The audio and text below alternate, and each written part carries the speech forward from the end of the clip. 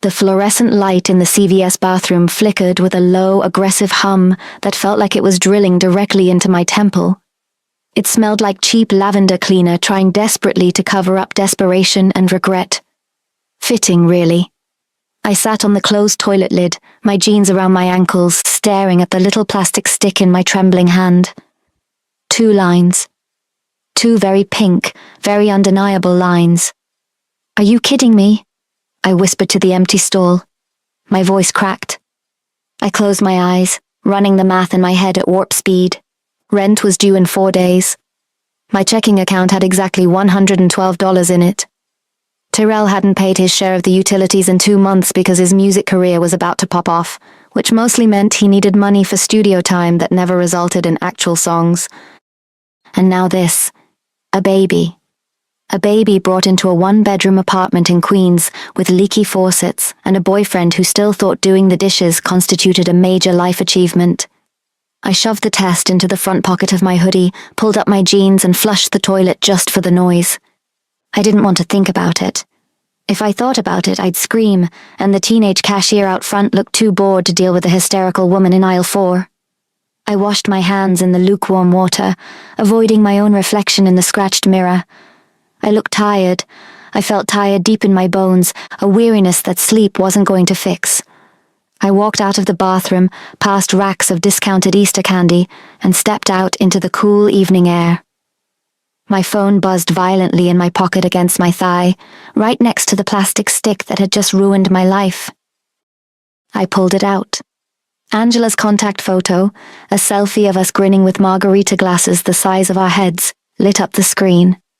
I almost sent it to voicemail. I didn't have the bandwidth for Angela drama right now. Angela's drama usually involved blowing $300 on shoes she couldn't walk in, or crying because a bartender didn't text her back. My drama currently involved creating an entire human being while broke. But she called again immediately. I sighed, sliding my thumb across the screen. "Ange, listen, I'm really not in the mood for—" "Lyora. Oh my God, Lyora, pick up, oh thank God." Her voice stopped me cold. Angela sounded wrecked. Not he didn't text back wrecked. She sounded breathless, genuinely terrified, like she was hiding in a closet from an axe murderer. "Whoa, hey, breathe," I said, stepping away from the store entrance, my own panic momentarily shelved. "What's wrong? Are you hurt?" "No, yes, I don't know, I'm sick. I've been throwing up all morning, I can barely stand up." The lie sounded thin, desperate, but the fear behind it was real. "Lyora, I need you, I am begging you, this is life or death." I frowned, leaning against the brick wall of the pharmacy. "Angela, slow down. If you're sick, go to urgent care. What do you need me for?" "I can't go to urgent care. It's this family thing tonight. This heritage gala bullshit I told you about." I vaguely remembered her complaining about some super-secret high society cultural event her distant relatives were forcing her to attend. Angela was always weird about her extended family. She called them cultish old money and avoided them like the plague. "Okay, so don't go," I said. "Tell them you have food poisoning." "You don't understand," she whispered, the sound vibrating with intensity. "I can't just not go. If someone doesn't show up to represent my line, it's bad. They take this tradition stuff seriously, like scary seriously." "Okay, that sounds insane, Ange. Are you in trouble with these people?" "I will be if I'm not there. Lyora, please." Her voice cracked, dropping into a sob. "I need you to go for me." Silence stretched between us. A delivery truck rumbled past, kicking up dust. "You want me to what?" "Go in my place, just for the opening ceremony part. It's an hour tops. You look enough like me from a distance. Same height, same build if you wear your hair up. Nobody there has seen me since I was 10. They won't know the difference. Just stand there, smile, drink their expensive champagne and leave. Please. I'm terrified of what happens if that seat is empty." It was the stupidest plan I'd ever heard. It sounded like the plot of a bad sitcom. "Angela, this is ridiculous. I can't just impersonate you at some rich people's party." "You have to. You're the only person I trust, the only one. I sent an Uber for you. It's outside the CVS right now. There's a dress in the back seat." I pushed off the wall, looking around. Sure enough, a sleek black sedan that cost more than my yearly tuition was idling at the curb, hazard lights blinking softly. "You tracked my phone?" I asked, incredulous. "I'm desperate," she choked out. "Please, Lee, do this for me. I swear I'll owe you for the rest of my life. Just get in the car." My hand brushed the pregnancy test in my pocket again. I thought about going back to my apartment. Tyrell would be on the couch, surrounded by snack wrappers, asking what's for dinner. I'd have to look at him and tell him our messy, barely scraping by life was about to get a whole lot harder.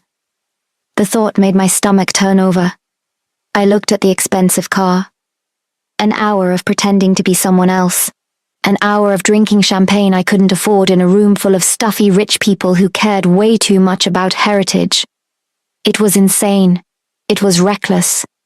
It was exactly the distraction I needed. "Fine," I said, my voice flat, "but you owe me, big time." "Oh my God, thank you. Just don't talk to anyone, okay? Just stand there and look bored. You're good at that." "Love you too, bitch," I muttered, hanging up. I walked toward the black car, pulling my hoodie tighter around me. I didn't know what kind of weird family drama Angela was dodging, but it couldn't possibly be worse than my own reality waiting for me at home. I opened the back door and slid onto the leather seat. It smelled like new money and expensive sandalwood. A garment bag sat next to me. "Miss Angela?" the driver asked, his eyes meeting mine in the rearview mirror. They were unnervingly intense, dark and sharp. I hesitated for a second, the lie tasting sour on my tongue. "Yeah," I said, sinking back into the seat. "That's me. Let's get this over with." The ride was 40 minutes of suffocating silence. The driver, whose neck was thicker than my thigh, didn't say a word. He just drove the sleek black beast of a car with terrifying precision, weaving through traffic like the other vehicles were merely suggestions. I spent the time in the back seat trying to stop my hands from shaking, staring at the garment bag next to me like it contained a bomb instead of a dress. I was insane. I was actually insane. I had a positive pregnancy test burning a hole in the pocket of my faded jeans, and instead of dealing with that reality, I was about to commit light identity fraud at a rich people's mixer. "We're here, Miss Angela," the driver rumbled. His voice was so deep I felt it vibrate through the floor mats. I looked out the tinted window and my breath hitched. "You've got to be kidding me," I muttered. I expected a rented catering hall, maybe a nice hotel ballroom in Manhattan. This was a fortress disguised as a mansion. It sat behind wrought iron gates somewhere upstate, surrounded by enough perfectly manicured dark woods to hide a dozen bodies. The place looked like Bruce Wayne's summer home, all severe stone and towering glass, glowing with golden light against the darkening sky. "There is a changing area just inside the east entrance," the driver said, pulling up to a side door that looked grander than the main entrance of my apartment building. "Your presence is required in the main hall immediately after." It wasn't a request. I grabbed the garment bag, mumbled a thanks, and got out. The air up here felt different, thinner, sharper, smelling faintly of pine and something else, something metallic like ozone before a thunderstorm. The changing area was a marble-floored anteroom with mirrors that probably cost more than my college education. I unzipped the bag. Angela, that dramatic bitch, had outdone herself. The dress was emerald green silk, slippery and cool to the touch. It looked impossibly expensive. I stripped off my hoodie and jeans, feeling exposed in the vast, echoing room, and stepped into the silk. It fit like a conspiracy. It clung to every curve, the slit up the thigh high enough to be dangerous, the neckline plunging just enough to make Tyrell lose his mind if he ever saw it. I looked at myself in the mirror. The rich green against my deep skin tone was stunning, I had to admit. I didn't look like Leora from Queens who was late on her electric bill. I looked like money. I threw my hair up into a messy bun, letting a few tendrils fall around my face, applied a layer of red lipstick I found in the clutch Angela had left with the dress, and took a deep breath. "Showtime," I whispered to my reflection. My stomach growled violently in response. Right. Pregnant. Starving. I pushed through the heavy oak doors and stepped into the main hall. The sheer volume of the space hit me first. It was cavernous, with ceilings vanishing into shadow way overhead, and chandeliers the size of compact cars hanging down, dripping with crystal. Then, the silence hit me. There must have been 200 people in the room, but it was unnervingly quiet. No boisterous laughter, no clinking glasses, just a low murmur of voices that sounded more like strategizing than socializing. And then, I really looked at the people. My skin prickled, a primal warning system going off that my brain didn't know how to interpret. Everyone was beautiful, not just attractive, but intimidatingly flawless. But it was the energy in the room that was bizarre. The men were huge, almost uniformly tall, broad-shouldered, filling out their impeccable tailored suits in a way that suggested coiled violence underneath the expensive fabric. They didn't walk, they stalked. They moved with a fluid, predatory grace that made me instinctively want to back up against a wall. Their eyes were intense, scanning the room like they were assessing threats or acquisitions. And the women. They were dressed in gowns as stunning as mine, shimmering in jewels, but they held themselves like exquisite furniture waiting to be arranged. They stood near the walls or in small, quiet clusters, eyes often cast downward. There was a strange, thick submissiveness hanging over them that made my skin crawl. It looked like a very expensive, very well-dressed cult. Angela had called this a heritage event. It felt more like a livestock auction where the livestock wore Prada. I felt dozens of eyes shift toward me as I stepped fully into the room. The weight of their collective gaze was heavy, physical. A few of the massive men tracked my movement, their nostrils flaring slightly, which was weird as hell. I fought the urge to tug down the hem of my dress. Instead, I lifted my chin. If I was going to pretend to be Angela, the girl who once threw a drink in a bouncer's face because he looked at her wrong, I couldn't look intimidated. Besides, I was too hungry to be scared. I scanned the room, ignoring the intense stares of the men and the demure glances of the women. I wasn't looking for cultural enrichment. I was looking for the buffet. I spotted a long table laden with silver platters near the far wall. Thank God. I started walking toward it, my heels clicking sharply on the marble floor in the near silence. I felt like I was walking through a minefield, but the promise of tiny crab cakes was a powerful motivator. As I passed a group of 3 enormous men in charcoal suits, one of them turned fully toward me. He was devastatingly handsome in a brutal kind of way, but his stare was so intense it felt like a physical shove. I didn't lower my eye like the other women. I just raised an eyebrow at him, gave a dismissive little shrug, and kept walking toward the food. I heard a sharp intake of breath from somewhere behind me, but I didn't care. Let them stare. I had an hour to kill, a baby to figure out, and I needed a shrimp cocktail immediately. The crab cakes were disappointingly mostly filler. The shrimp cocktail, however, was passable. I snagged 2 more from the silver platter, dodging the gaze of a waiter who looked like he could bench press the entire table, and retreated to a relatively empty corner near a massive, imposing fireplace that wasn't lit. I popped the second shrimp into my mouth, sighing with the kind of relief only a hungry pregnant woman could feel. My phone buzzed again in the small clutch Angela had left. I pulled it out. A text from Tyrell. "Where you at? Got a plan for tonight?" I snorted aloud, a harsh, unladylike sound that echoed in the hushed room. A plan for tonight. Right. His plan probably involved me picking up a pizza and him maybe washing a dish if I was lucky.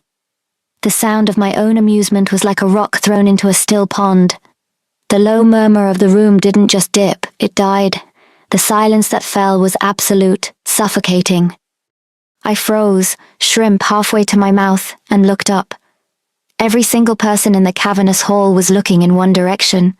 Not at me, past me, toward the towering oak doors at the far end of the room, the ones I had just come through.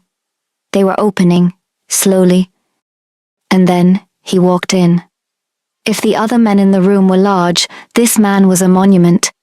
He was impossibly tall, his shoulders broad enough to block out the light from the doorway. He wore a black suit, tailored so perfectly it looked like it had been grown on him, but it didn't look expensive like the others. It looked dangerous, like it was barely containing something that wanted to tear through the seams. He wasn't handsome in a way that made you want to sigh. He was handsome in a way that made your breath catch in your throat, a sharp, angular kind of beauty that belonged on a statue in a war museum. His face was made of hard lines and colder shadows, and his eyes, even from across the vast room, were an icy, arresting blue that looked like they could freeze water at a glance. He didn't walk. He flowed into the room like a glacier, slow and unstoppable. The air in the hall seemed to drop 10 degrees. The 200 people in the room didn't just go quiet. They physically reacted. The enormous, prowling men seemed to shrink, their shoulders bunching defensively. The women dipped their heads, some even dropping into slight curtsies. It was a wave of complete, terrifying submission. Except for me.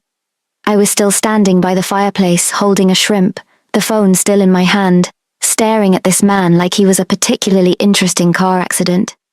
And then the craziest thing happened. He stopped, dead. His head snapped towards me, those arctic eyes locking onto mine with laser precision. It was an intense physical sensation, like being caught in a spotlight. The silence in the room deepened, if that was even possible. It felt like the air itself was holding its breath, waiting for something terrible to happen. He started walking, not toward the center of the room, toward me. My heart gave a weird, frantic flutter, but it wasn't fear. It was adrenaline? Confusion? He moved with a lethal grace that was mesmerizing, but it was also incredibly rude. He stopped 3 feet in front of me. Up close, he was even more overwhelming. His presence was a physical force, a pressure against my skin that made the hair on my arms stand up. I had to tilt my head back just to meet his gaze. He stared at me for a long, excruciating moment. His nostrils flared slightly, and I saw a flicker of something, not interest, not anger, confusion, disgust. It was hard to tell on a face that was still a stone. "Who do you belong to?" His voice was low, a rumble that I felt in my chest more than I heard. It wasn't a polite inquiry. It was a demand for information. I blinked. "Excuse me?" His jaw tightened just a fraction. "Which line claimed you? You have no scent." "Scent? Claimed? What was this guy talking about? Was this some weird rich person game?" "I don't belong to anyone," I said, my voice sounding a little too loud in the silent room. "My landlord mostly, I guess." I realized too late it was a stupid thing to say. A tiny, horrified gasp rippled through the room. His eyes narrowed, the blue ice hardening. He didn't move, but the pressure in the air around him intensified. It felt like the room was shrinking. "You are unclaimed," he stated, not as a question but as a fact he found deeply offensive. "And yet, you are here." He took another half-step towards me. I should have been terrified. Any sane person would have been. This man was clearly dangerous, and the way everyone else was terrified of him was a pretty big clue. But I was exhausted, pregnant, and still holding a shrimp. And he was just so much. "Yeah, I'm here," I said, fighting the urge to step back, holding my ground with a defiance I didn't know I possessed. "Is there a problem with that? You gonna call security or something?" The silence in the room was now deafening. I saw one of the large men nearby flinch, as if he expected the floor to open up and swallow me whole. The Ice King, as I'd started calling him in my head, didn't blink. He just stared down at me, his expression unreadable, but the air around him crackled with an intensity that made my skin tingle. "There is a problem," he said, his voice devoid of any emotion, cold and clinical. "You are an anomaly." He turned his head slightly, not looking away from me, and made a sharp, dismissive gesture with his hand. 2 of the largest men in the room, who had been hovering nearby, immediately moved toward us. "Tag her," he commanded, his voice a whip crack in the silence. "Hold her for processing." Tag me? Processing? Before I could even process what he was saying, the 2 men were on either side of me. They didn't touch me, but they flanked me, blocking any escape route. Their sheer size a wall of intimidation. "Wait, what?" I sputtered, looking between the 2 behemoths and the Ice King, who was already turning away, as if I was a piece of misplaced luggage he'd dealt with. "You can't just—" "Do not resist," one of the men flanking me grunted, his voice deep and rough. "Move." It wasn't a suggestion. I was being detained, and the Ice King was walking away, the crowd parting for him like the Red Sea without a backward glance. I'm pregnant, not stupid. When two men built like industrial refrigerators tell you to move, you move, especially when they're working for a guy who can make a room full of rich people act like whipped dogs. Tag her, the Ice King had said. Processing. My brain was still trying to catch up to the reality of what was happening. I was being, what, arrested, detained, abducted by a very strange, very wealthy cult? The two guards, let's call them Frick and Frack, though they looked more like pain and suffering, flanked me as we walked. They didn't touch me, but their sheer presence was a physical barrier, a moving wall of muscle and expensive fabric. They marched me out of the main hall, past the terrified stares of the other guests, and through a side door I hadn't noticed before. The door led to a long, dimly lit corridor that smelled of old money and ozone. The air was cooler here, or maybe that was just my own panic starting to set in. "Where are you taking me?" I asked, my voice a little too high, a little too breathy. I tried to sound authoritative like Angela would have, but it came out more like a frightened squeak. Neither of them answered. They just kept walking, their strides long and synchronized. "Hello? I asked you a question," I said, trying to sound less like a panicked rabbit and more like a furious woman. "You can't just kidnap people. This is kidnapping." Frack, the one on my left, let out a low, rough sound that was almost a growl. Silence. It wasn't a request. It was a command, delivered with a menacing weight that made my stomach lurch. I shut up. We reached the end of the hallway and stopped in front of a pair of elevator doors that looked like they belonged in a bank vault. Frick pressed a button, and the doors slid open silently. I was ushered inside, and the doors closed with a pneumatic hiss that felt final. The elevator started to ascend, and my stomach did a nervous flip that had nothing to do with the crab cakes. "Look," I said, trying a different approach. "I think there's been a mistake. My friend Angela asked me to come here. I'm not supposed to be here. If you just let me go, I'll—" Frick turned his head slowly, his eyes hard and unyielding. "You will speak only when spoken to by the Alpha." The Alpha. Right, the Ice King. The elevator doors opened onto a space that made the opulent hall downstairs look like a Motel 6. It was a penthouse, I realized, the entire top floor of the massive mansion. It was stunning and terrifying. The walls were all glass, floor-to-ceiling windows that looked out onto a sea of dark treetops and the distant, glittering lights of a city. The furniture was sparse and modern, made of steel and dark leather and polished stone. There were no personal touches, no photos, no books, no plants. It was flawless, cold, and utterly devoid of warmth. It felt like a very expensive prison cell. The air here was frigid, like someone had left a window open in the middle of winter. I shivered, wrapping my arms around myself. "Wait here," Frick said, pointing to a spot in the middle of the polished concrete floor. "Do not move." And then they both turned and walked back to the elevator, leaving me alone in the echoing silence. The doors hissed shut behind them. I was trapped. I stood there for a moment, too stunned to move. My heart was pounding a frantic rhythm against my ribs. I looked around, my mind racing. Was there a way out? A phone? A window that wasn't sealed shut? I walked over to the massive windows. The view was breathtaking, a vast expanse of darkness dotted with distant lights. But it was a long, long way down. I turned back to the room. There had to be something. A phone on a desk, a tablet, anything. I started to move toward a large, polished desk in the corner, my heels clicking loudly on the concrete. The elevator doors hissed open again. And he stepped out. The Alpha. The Ice King. The man who had ordered me tagged and processed. He had shed his jacket, and the shirt sleeves of his black button-down were rolled up to his elbows, revealing forearms that were covered in swirling, intricate tattoos. They looked primal. He stopped just inside the elevator, his eyes locking onto mine instantly.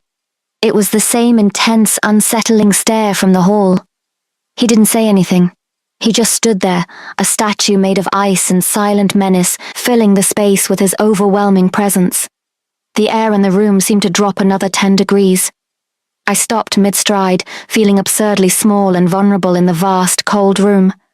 My breath caught in my throat. I was alone with him, and I had absolutely no idea what he was going to do. He started walking toward me, slowly, deliberately. Every step was a silent threat. I instinctively took a step back, my heart hammering against my ribs. I didn't know what he was, or what this place was, or why I was here, but I knew one thing with absolute certainty.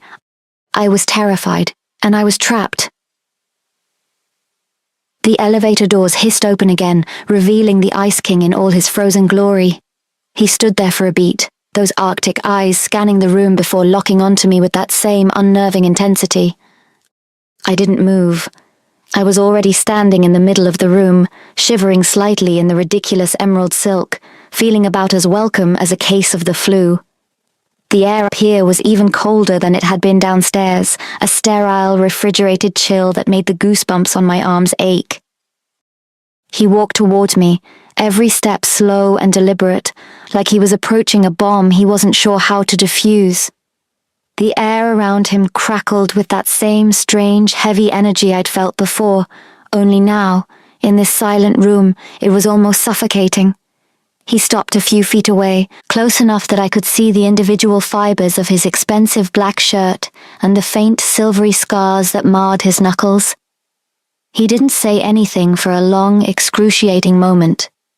He just stared at me, his nostrils flaring slightly, like he was trying to catch a scent that wasn't there. My heart hammered against my ribs, a frantic little bird trapped in a cage. I wanted to run, to scream, to demand answers, but the sheer force of his presence held me rooted to the spot. It was like being in a cage with a large predatory animal that hadn't decided yet if you were food or a toy. "Who sent you?" he finally asked, his voice a low, gravelly rumble that seemed to vibrate in my chest. I swallowed hard, my throat dry. "Nobody sent me, I told you, I'm just here, I'm a guest." His eyes narrowed, the blue ice hardening. "A guest," he repeated, the word dripping with disdain. "A guest who has no scent, no pack, and who snorts at her phone in the middle of a presentation?" Presentation? Pack?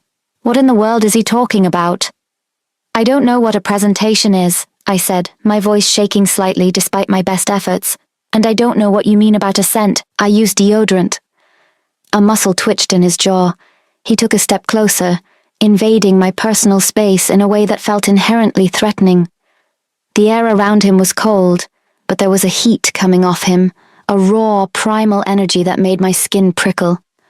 "Do not lie to me," he growled, his voice lower now, vibrating with a barely contained fury. "You are not just here. You were sent. By whom?" He leaned in closer, his face inches from mine, his eyes searching mine with a terrifying intensity. It felt like he was trying to peer straight into my soul, to rip the truth out of me. And then, he sniffed. It was a subtle movement, a slight flaring of his nostrils, but it was undeniable. He was smelling me, like a dog. A wave of hot embarrassment washed over me, followed quickly by a surge of indignation. "Excuse me," I sputtered, taking a step back, my hand instinctively going to my chest. "What are you doing? That's incredibly rude." He didn't back down. In fact, he took another step closer, his eyes narrowing even further.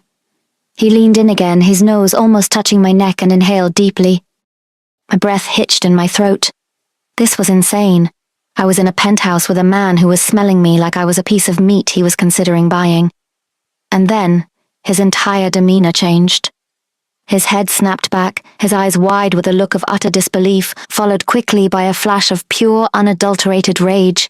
The air in the room seemed to crackle with a sudden violent energy. "You," he hissed, the word of venomous accusation. "You dare?"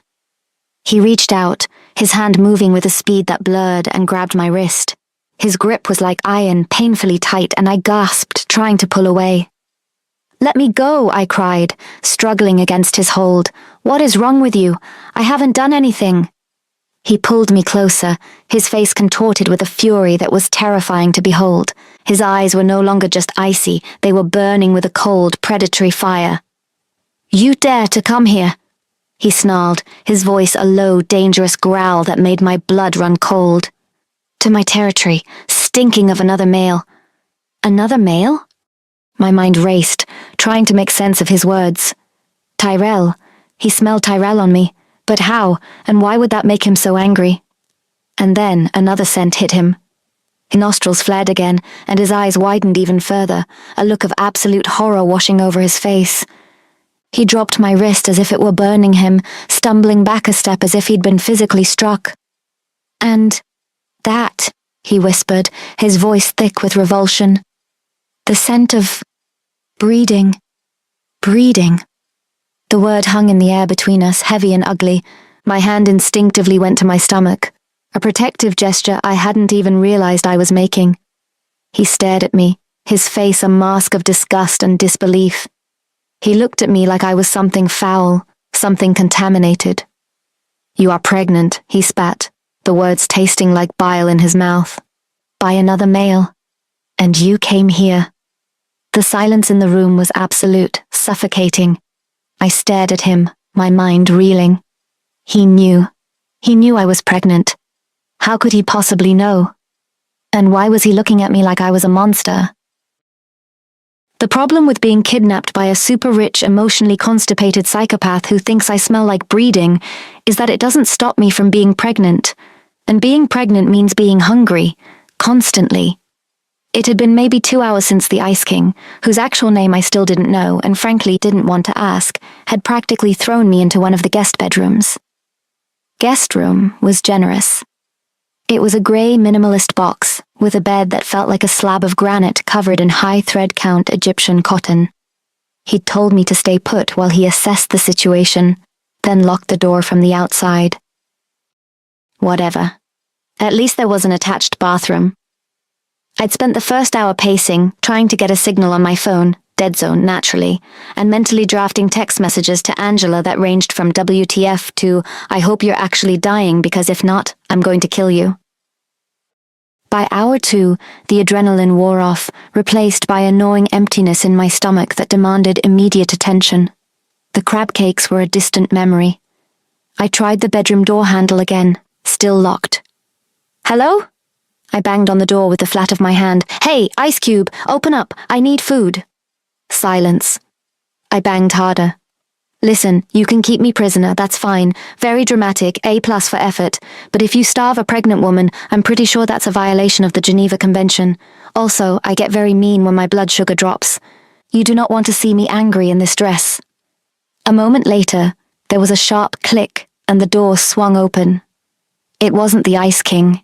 It was Frack, the slightly wider of the 2 human refrigerators from earlier. He stared down at me with an expression that suggested I was a particularly annoying stain on the carpet. I'm hungry, I said, crossing my arms over my emerald silk chest. Point me to the kitchen. He grunted, a sound that seemed to involve way too much chest muscle, and jerked his head toward the main living area.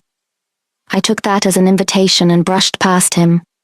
The penthouse was vast, silent, and freezing. I wandered past the area where I'd first met the boss man, eventually locating a kitchen that looked like it belonged in a design magazine, not a home. It was all brushed steel, black marble, and hidden appliances. I started opening cupboards. Nothing. No cereal, no crackers, not even a dusty bag of pasta. I opened the Sub-Zero refrigerator. It contained exactly 3 things. 6 bottles of sparkling water that looked very expensive, a sealed container filled with what looked suspiciously like raw steaks, and a lonely lemon. Are you serious? I muttered to the lemon. What kind of billionaire doesn't have snacks? My stomach growled violently. I needed something soothing, something caloric. I spotted a ridiculously complicated espresso machine built into the wall. Okay, I could work with that. A latte wouldn't solve everything, but it would help. I hunted for milk. Nothing in the main fridge. I found a smaller, under-counter fridge near the coffee station. Jackpot. There was a glass pitcher of what looked like whole milk. I paused. Tyrell had got me hooked on oat milk recently. It was easier on my stomach since the pregnancy started. I scanned the fridge again. No oat milk. I turned to Frack, who was hovering by the kitchen entrance like a gargoyle. Hey, do you guys have any oat milk or almond, macadamia nut, anything that didn't come out of a cow? Frack just blinked at me slowly. Right, good talk. I needed sustenance. The lemon wasn't going to cut it. I remembered seeing a set of double doors down a hallway off the main living room earlier. I'd heard low voices coming from that direction when Frack let me out. Maybe there was food in there, or at least someone smart enough to know what oat milk was. I grabbed an empty ceramic mug from a shelf, heavy enough to be a weapon if necessary, and marched past Frack before he could register what I was doing. Halt, he grumbled behind me, but he was too slow. I reached the double doors. They were imposing, dark wood, probably mahogany harvested from an enchanted forest or something. The voices inside were low and serious. I didn't knock. I was way too hungry for polite social conventions. I pushed one of the heavy doors open and stepped inside. It was a conference room, dominated by a table made of a single slab of polished black wood that seemed to go on forever. The air in here was even colder, if that was possible. Sitting around the table were 12 men. They were all massive, all dressed in dark suits, and all radiating an intensity that would make a normal person wet themselves. Frick was there. So were a bunch of other guys who looked like they ate rocks for breakfast. And at the head of the table, naturally, sat the Ice King. He was leaning over a large, illuminated map spread across the table, his shirt sleeves still rolled up, revealing those intricate primal tattoos. He looked up as the door opened, and the entire room went deadly silent. 12 pairs of terrifying eyes locked onto me. A lesser woman would have fainted. I just held up my empty mug. Sorry to interrupt the villain montage, I said, my voice echoing a little too loudly in the cavernous room, but your kitchen is tragically understocked. Do any of you happen to know where the oat milk is kept? The cow juice makes me gassy. You could hear a pin drop. Seriously. I think one of the guys near the end of the table actually stopped breathing. They all looked from me to the Ice King with expressions of sheer, unadulterated panic. The Ice King slowly straightened up. His face was a mask of icy incredulity. His blue eyes burned with that cold fire again. He didn't shout. He didn't even raise his voice. He just looked at me and then he made a sound. It was a growl, but not like a dog. It was deeper, richer, a vibrating thrum that seemed to come from the center of the earth. It resonated in my chest, a physical pressure against my ribcage. It was a sound designed by nature to make prey freeze and predators submit. Leave. The word wasn't spoken. It was pushed into the air with the force of a physical blow. The guys around the table flinched violently, dropping their gazes to the table. I winced, raising a hand to my ear. It felt like standing next to a subwoofer that had just blown out. Ow, I said, rubbing my temple.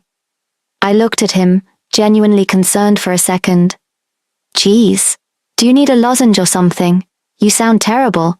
My aunt gets like that when her bronchitis flares up. Seriously, that can't be good for your vocal cords. I watched, fascinated, as the Ice King's jaw literally dropped half an inch. The terrifying dominant alpha mask slipped, just for a second, revealing total, baffled confusion. The guy next to Frick let out a tiny, high-pitched squeak of terror. I'd made an impression, I'll give myself that. After my impromptu oat milk inquiry, the air in the room had gone from 0 to awkward in record time. The Ice King, whose expression had shifted from murderous deity to man watching a poodle ride a unicycle, didn't say another word. He just gestured with one tattooed hand, a sharp, dismissive flick of the wrist. Frack, having recovered his ability to breathe, practically carried me back to my grey minimalist cell of a room. He dumped a lukewarm bottle of water and a foil-wrapped protein bar that tasted like chalk and despair onto the bed before slamming the door. The lock clicked emphatically. I ate the chalk bar, I drank the water, I paced. The adrenaline from stumping the alpha was fading, replaced by a creeping cold dread. None of this made sense. The intense men, the sniffing, the breeding comment, the weird vibrating growl that felt like it could crack a rib. And Angela. My phone was still in the pocket of the emerald dress. I pulled it out, staring at the black screen. I'd tried it a dozen times since being locked up. 0 bars. A dead zone. It was too convenient. These people were rich enough to buy God. They could certainly afford cell service blockers. I walked over to the floor-to-ceiling window, pressing my forehead against the freezing glass. The city lights twinkled miles away, a mocking reminder of the normal world I'd been yanked out of. Just as I was about to give up and throw the phone across the room, the screen flickered. One bar. One glorious, unstable bar of 4G. I didn't hesitate. I jabbed Angela's contact. It rang. Once. Twice. "Oh my God, Leora." Her voice was a wreck, husky, tear-stained, and vibrating with panic. "Angela," I hissed, keeping my voice low, glancing at the door. "What the actual hell is going on? Where am I? Who are these steroid-abusing freaks in suits?" "Oh God, Lee, I'm so sorry, I didn't think... Are you okay? Are you hurt?" She was hyperventilating. I could hear the ragged gasps for air on the other end. "I'm fine, other than being kidnapped and starved," I snapped, the fear momentarily overridden by anger. "Angela, talk to me. You said you were sick. You begged me to wear this stupid dress. You set me up." Silence on the other end, save for her wet breathing. "Angela." "I had to," she whispered, her voice cracking. "I saw them coming, Lee. I saw the blood. I saw what they would do to me, to the baby." I froze. The baby? Angela wasn't pregnant. I was pregnant. "What are you talking about? What did you see?" A horrible chill that had nothing to do with the room's temperature started to spread through my veins. The visions, Lee, they were so strong. They were hunting me, because of what I am, because of what I can see. She was sobbing now, full-blown hysterics. I knew if I went tonight they'd take me, they'd kill me. I needed a diversion, someone they wouldn't expect, someone who didn't smell like us. The pieces clicked together in my mind, forming a picture so ugly I felt sick. The frantic call, the vagueness, the insistence that I wear her dress, use her invitation. "You used me as bait," I said, my voice flat. The betrayal hit me harder than the Ice King's growl. This was my best friend. The woman who held my hair back when I puked after too many tequila shots. The woman I was going to ask to be my baby's godmother. "I didn't have a choice," she wailed. I thought they'd just kick you out once they realized you were human. I didn't think he'd be there. The king wasn't supposed to be there." "The king," I repeated numbly. "Angela, what are these people? What are you?" "I'm so sorry, Lee. I'm so sorry. You have to get out of there. You have to..." The door to my room didn't just open. It slammed against the wall with a force that cracked the plaster. I spun around, dropping the phone. He was there. The king. The brief moment of confusion I'd seen in the war room was gone, replaced by a terrifying glacial clarity. He wasn't wearing the mask of civilized wealth anymore. His eyes were glowing, actually glowing, a predatory blue fire in the dim room. His teeth were bared in a snarl that was way too wide for a human mouth. He didn't look at me. He looked at the floor, where Angela's frantic voice was still tinny and small coming from the phone speaker. Leora, are you there?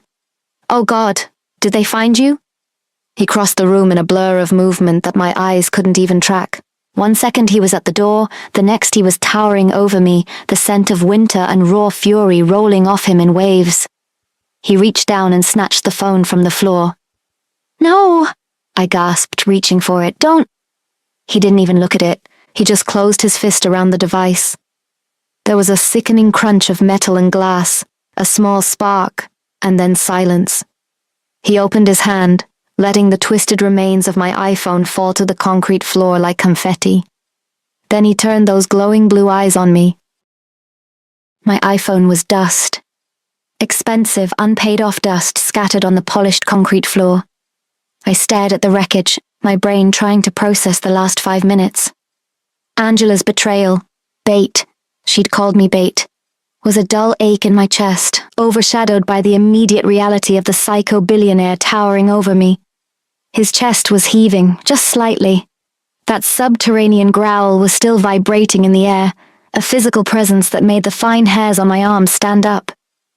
The blue glow in his eyes had dimmed back to icy chips, but the fury was still there, tightly coiled. "You do not communicate with the outside," he said. His voice was so cold it could have frozen nitrogen. Not until I know what you are. I'm a human woman who needed her oat milk, I snapped, bending down to scoop up a piece of twisted metal that used to be my camera lens. And you owe me $1,200, plus a cancellation fee for my data plan. He looked at me like I'd just asked him to validate parking for a UFO. Your concern is misplaced. My concern is that my best friend threw me to the wolves, metaphorically speaking, although with you people, who knows, and now I'm trapped in an Architectural Digest nightmare with no phone and no food. I stood up facing him. The sheer size of him was intimidating, yes, but I was running on adrenaline and pregnancy hormones. I was way past scared. I was furious. I am leaving right now. I started to march toward the door. He didn't move to stop me. He didn't have to. Before I reached the exit, the elevator doors down the hall slid open with a soft ding.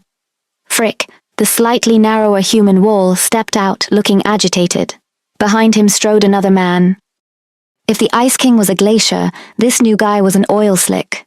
He was dressed in a suit that was just a little too shiny, his hair slicked back with enough product to waterproof a duck.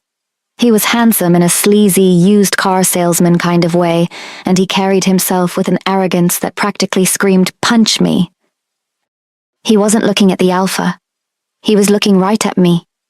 His nostrils flared wide, taking in a deep, theatrical sniff of the air. A slow, predatory grin spread across his face. It wasn't a friendly smile. It was the look a shark gives a wounded seal. "Well, well," the newcomer purred, his voice like gravel dipped in honey. He sidestepped Frick and walked straight toward me, ignoring the Alpha King entirely. "I heard rumors you picked up a stray tonight, Kenneth. Didn't realize it was such a ripe one." Kenneth. So the Ice King had a name. Kenneth didn't move. He had gone unnervingly still.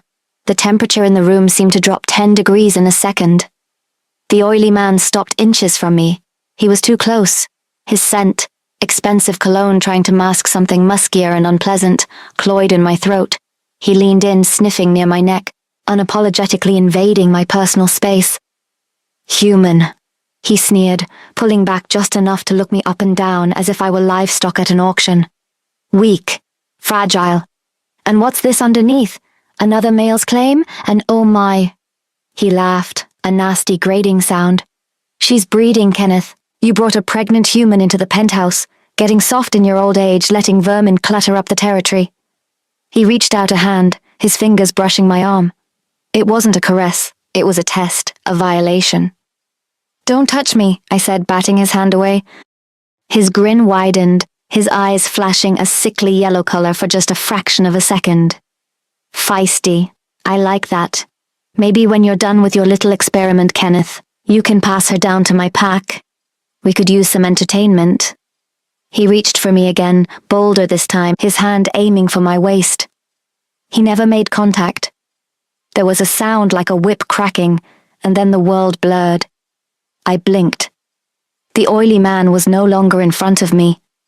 He was across the room, pinned against the far wall 3 feet off the floor. Kenneth had him by the throat. It had happened so fast my brain hadn't even registered the movement. 1 second Kenneth was a statue by the door, the next he was a blur of violence. The oily man's feet kicked uselessly in the air. His face was turning a lovely shade of plum. Kenneth wasn't just holding him. He was vibrating with lethal energy. The immaculate suit jacket stretched tight across shoulders that seemed wider, more feral than they had a moment ago. And the sound coming from Kenneth wasn't the low thrum from the kitchen. This was a roar but scaled down, compressed into a terrifying guttural snarl that shook the windows in their frames. "Mine!" The word wasn't English. It was older. It was a primal declaration of ownership that echoed in the marrow of my bones. The oily man whimpered, clawing feebly at Kenneth's iron grip. Kenneth slammed him against the wall again, hard enough that I heard drywall crack. He leaned in close to the choking man's face, his own features twisted into something barely recognizable as human. His eyes were blazing blue fire, and his teeth, I swear his canines were longer, sharper. "You dare," Kenneth growled, his voice rough with raw, unchecked aggression, "to touch what I have tagged in my domain? You dare insult my territory with your presence?" He threw the man, literally threw him. The oily guy flew 10 feet and landed in a heap near the elevator doors, gasping for air. "Get him out," Kenneth snarled at Frick, not even looking back at the broken heap on the floor. "If he enters the city limits again, bury him." Frick, looking pale, scooped up the gasping visitor and dragged him into the elevator. The doors closed, leaving silence in their wake. Kenneth stood there, chest heaving, his back to me. His hands were clenched into fists at his sides. The air around him crackled, smelling faintly of frost air and burnt sugar. My heart was hammering against my ribs, but it wasn't fear. I should have been terrified. I had just watched a man move faster than physics allowed and nearly crush another man's windpipe with one hand because he touched my arm. But I wasn't scared. I stared at his broad back, the tension radiating off him in waves. The Ice King had melted, and underneath was a volcano. It was brutal. It was monstrous. And Lord Jesus help me, it was the most fascinating thing I had ever seen. The silence that followed the elevator doors closing was heavier than the violence that preceded it. Kenneth stood there, his back to me, a statue carved from tension and expensive tailoring. The air around him still tasted metallic, like the moments before a lightning strike. My brain was trying to file away what I'd just seen. The blur of motion, the inhuman strength, the guttural roar of mine. But my body had other priorities. Specifically, my stomach decided now was the perfect time to revolt against the past 4 hours of stress, kidnapping, and lack of oat milk. The adrenaline that had been propping me up vanished, pulling the rug out from under my circulatory system. The expansive grey room tilted violently to the left. Black spots danced in my peripheral vision, like ink dropped into water. "Oh, that's not good," I mumbled, reaching out for a wall that was suddenly 3 feet further away than it should have been. I swayed. The concrete floor rushed up to meet me with alarming speed. I braced for impact, but it never came. Instead of cracking my skull on polished cement, I was jerked to a halt by an arm like a steel support beam wrapping around my waist. The movement was so fast it gave me whiplash, hauling me upright against a chest that felt less like flesh and bone, and more like a granite slab wearing a silk shirt. The scent of frost air and cold fury washed over me again, so thick I could taste it. It was overwhelming, drowning out the lingering cheap cologne of the oily man. "Breathe," Kenneth commanded. It wasn't a suggestion of comfort.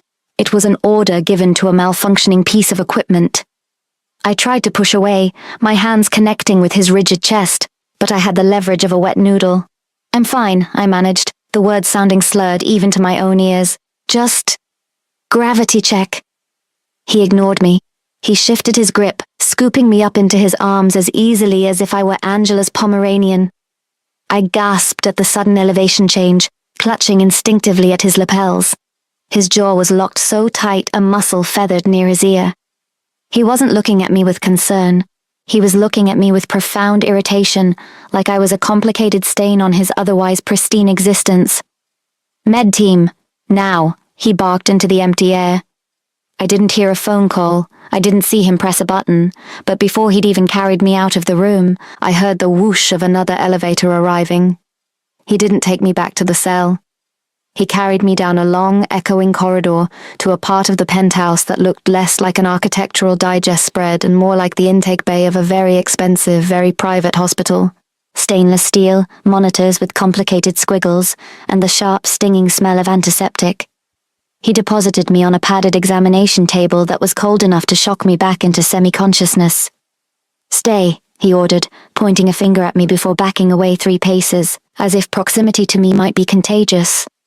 Before I could come up with a scathing retort about not being a golden retriever, the room swarmed. 3 people in dark scrub uniforms, 2 men, 1 woman, all bearing that same intense, humorless efficiency as Frick and Frack, materialized.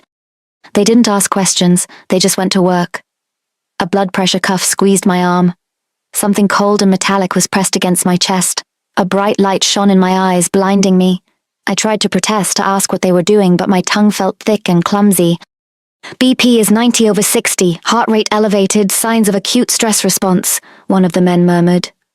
"Draw a panel," the woman ordered, her voice crisp. "Check everything, tox screen, metabolic, HCG." HCG, the pregnancy hormone, a cold spike of real fear pierced the haze. They were going to know. I looked past the swarm of medical personnel to where Kenneth stood near the door. He hadn't left. He was watching the proceedings with icy detachment, his arms crossed over that massive chest. His eyes, no longer glowing but still an unsettling shade of Arctic blue, were fixed on me. He was tracking every movement the doctors made, a predator watching its injured prey being prodded.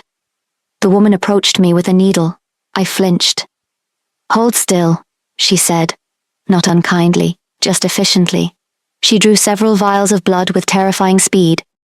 Then came the ultrasound machine. The woman lifted my shirt, squirting cold gel onto my stomach. I shivered, tears pricking my eyes. This was supposed to be a private moment. Something I did with Terrell, maybe holding his hand, nervously laughing. Not here. Not surrounded by stone-faced strangers in a villain's lair while the villain himself watched from the corner. The machine beeped. Grey static filled the small monitor, turned away from me. The woman moved the wand around, her expression unreadable. The room went dead silent. The kind of silence where you can hear dust settle. The female doctor stopped moving the wand. She looked at the screen, then at her colleagues, and finally, reluctantly, toward Kenneth. "My king," she said, her voice barely above a whisper, but in that acoustic vacuum it sounded like a shout. Kenneth took one step forward. The other two doctors immediately took one step back. "Report," he said. The single word dropped like a stone into water. The doctor hesitated. She looked down at me, a flicker of something like pity in her severe eyes, before turning back to the Ice King. "The subject is pregnant, as you suspected," she began, choosing her words carefully. "Approximately 8 weeks." Kenneth's expression didn't change, but the temperature in the room seemed to drop another 10 degrees. His nostrils flared slightly. "And?" he demanded. The underlying threat in his voice was palpable. "Tell me what I'm smelling." The doctor took a breath. "We ran a rapid genetic marker test based on the fetal cells in her blood sample." She paused, as if terrified to deliver the punchline. The fetus shows 0 markers for lycanthropy. It is completely, entirely human." I let out a shaky breath I didn't know I was holding. Of course it was human. Tyrell was a CPA who got hay fever. But Kenneth went absolutely still. It wasn't the stillness of before. This was the stillness of a bomb right before detonation. He stared at me. No, not at me. He stared at my stomach. The look on his face was terrifying. It was a collision of 2 massive opposing forces. On one side, there was absolute aristocratic disgust. I was a human, carrying another human male's offspring inside his territory. By their rules, I was pollution, a weakness, a biological insult. But beneath the disgust, something else was warring for dominance. His eyes were locked on my midsection with an intensity that burned. His hands down at his sides were flexing, fingers curling and uncurling. He had claimed me. He had roared mine to the world. His primal instincts had already decided I was under his protection, and now those instincts were screaming at him to protect the vulnerable life inside me, even as his rational, cold mind despised what it was.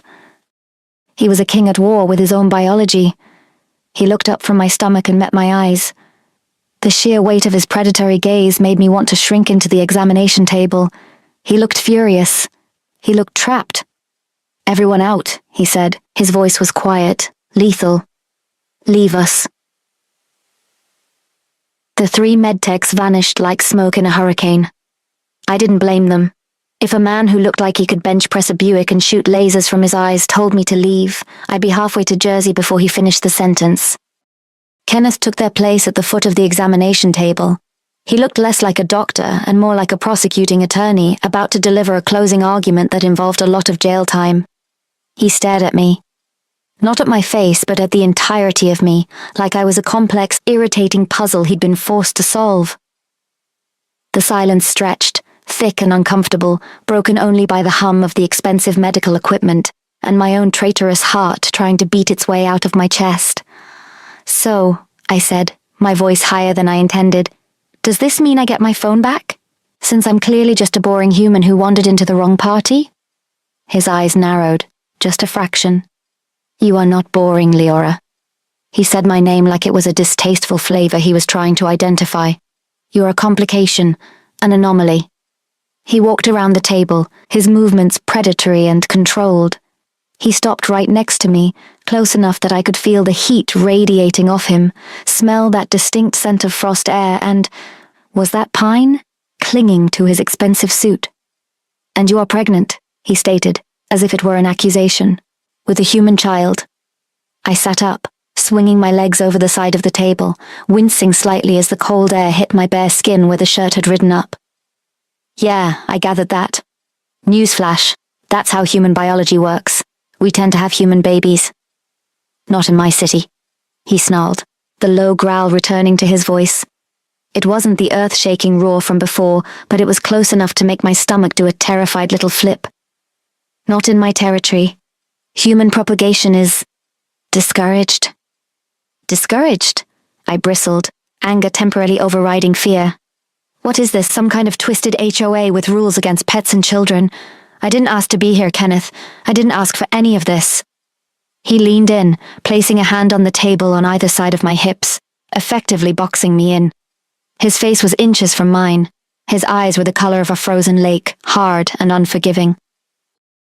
You are here, he said, his voice dangerously low, because you were sent here, by a seer who foresaw something that required a human diversion.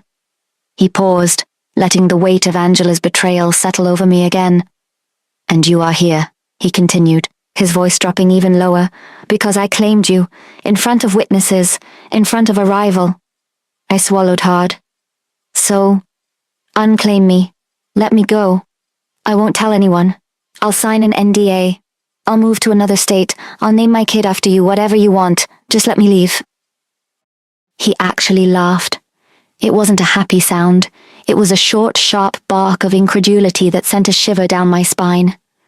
Let you go? He repeated, as if the concept was foreign to him.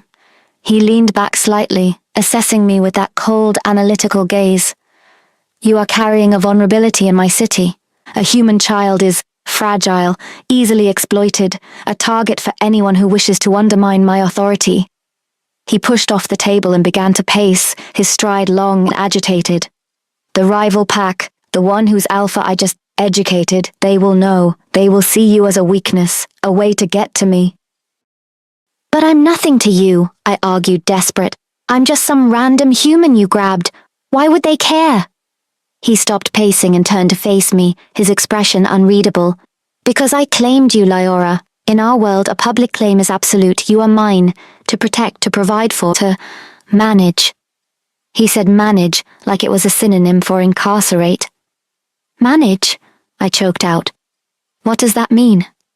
He walked back to the table, his movements fluid and terrifyingly graceful. He didn't touch me, but his presence was suffocating. It means, he said, his voice devoid of any emotion, that you are my responsibility now, and you are a liability. He reached into the pocket of his suit jacket and pulled out a sleek black smartphone. Not mine. Mine was currently modern art on his living room floor. He tapped the screen a few times, then held it out to me.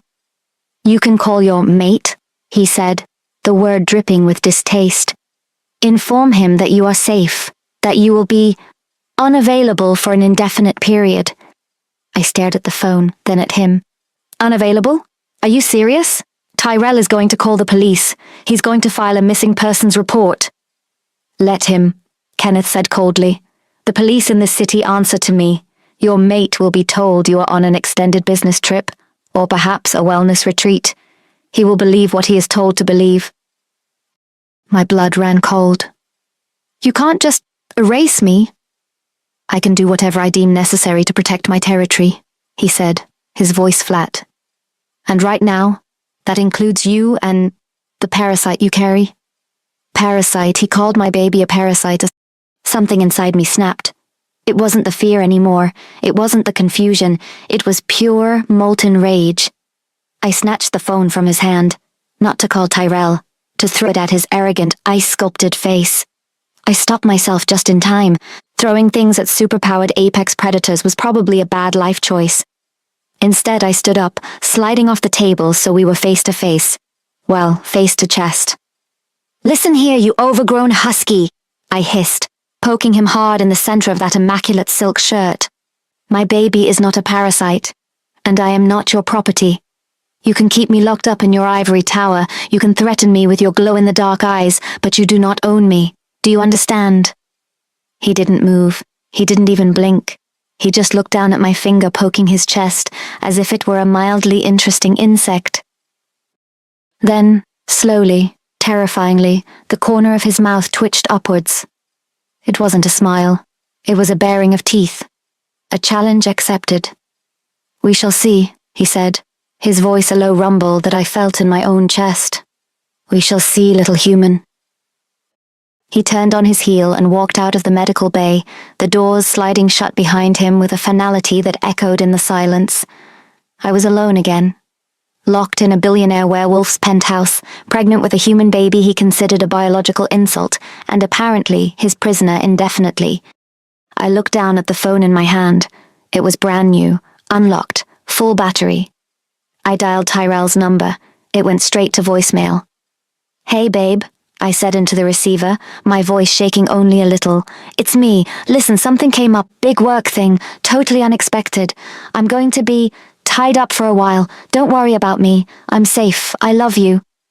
I hung up before he could ask questions, before I could break down. I wasn't going to break down. Not here. Not in front of him. I looked around the sterile room, then at the closed elevator doors. "Okay, Ice King. You want to play house? Let's play." I walked over to the cabinet where the medical supplies were kept. I found a box of latex gloves and a small, wicked-looking scalpel. I pocketed both. Then I walked to the elevator and pressed the button for the penthouse level. If I was going to be a prisoner, I was going to be the most inconvenient, irritating, human baby-having prisoner this city had ever seen. Starting with finding the goddamn oat milk.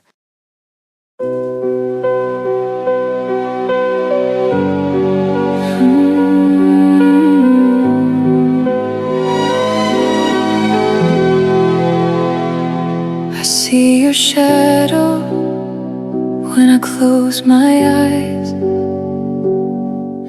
Every road I take still leads to you somehow. They say our timing's wrong, our worlds collide, but my heart never learned how to back down. We're standing still on a moving line, afraid to fall, afraid to fly, but every breath I hold inside whispers your name like a crime. What if we don't fight the feeling? What if we let it burn bright? Even if the world keeps breaking us, I'd still choose you. Every night they can say it's wrong, say we'll fall apart, say love like ours won't survive.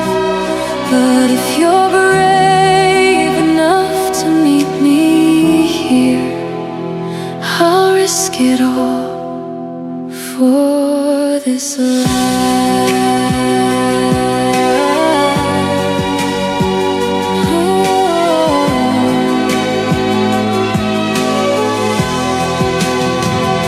They draw the lines, they choose the rules, tell us who we're meant to be, but love was never meant to be quiet, and you feel like destiny. If I reach out, will you run or stay? If I jump, will you jump my way? I'm tired of living half alive, pretending this fire will someday die. So if the night comes crashing down and doubt gets louder than our names, I'll still be here, hand in yours, believing love was worth the pain.